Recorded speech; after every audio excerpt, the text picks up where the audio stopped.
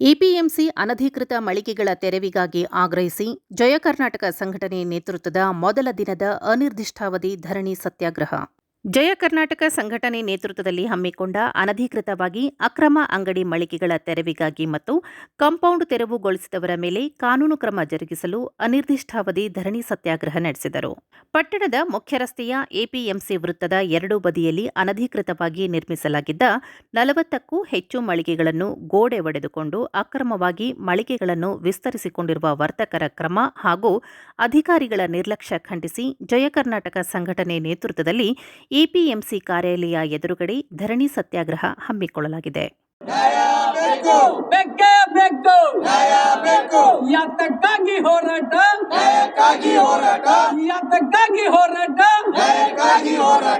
ಎಲ್ಲಿವರೆಗೆ ಹೋರಾಟ,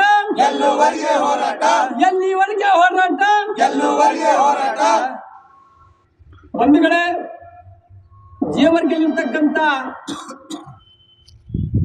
ನಮ್ಮ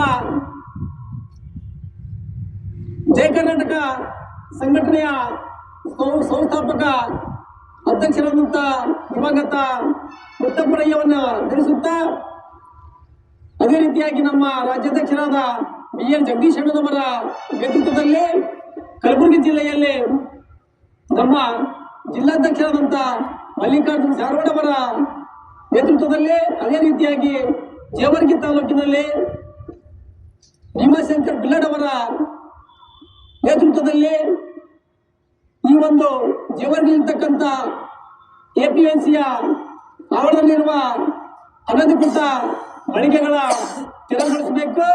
ಅದೇ ರೀತಿಯಾಗಿ ಇಲ್ಲಿರ್ತಕ್ಕಂಥ ಸುತ್ತಲೂ ಎಪಿಎಂಸಿ ಆವರಣಕ್ಕೆ ಕಾಂಪೌಂಡ್ ಇರಿಸಬೇಕು.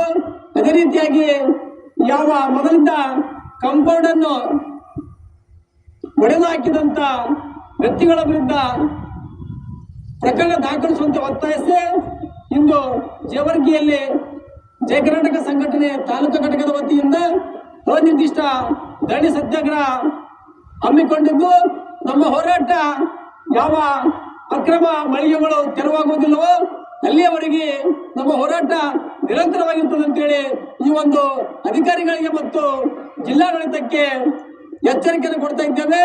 ಯಾವುದೇ ರೀತಿಯಿಂದ ನಮ್ಮ ಹೋರಾಟ ನಿರ್ಲಕ್ಷ್ಯ ವಹಿಸಿದರೆ ಮುಂದಾಗುವ ಯಾವುದೇ ರೀತಿಯ ಅನಾಹುತಕ್ಕೆ ಕಲಬುರಗಿಯ ಜಿಲ್ಲಾಡಳಿತವೇ ಹೊಣೆಯಾಗುತ್ತದೆ ಅಂತೇಳಿ ಎಚ್ಚರಿಕೆ ನೀಡುತ್ತಿದ್ದೇನೆ.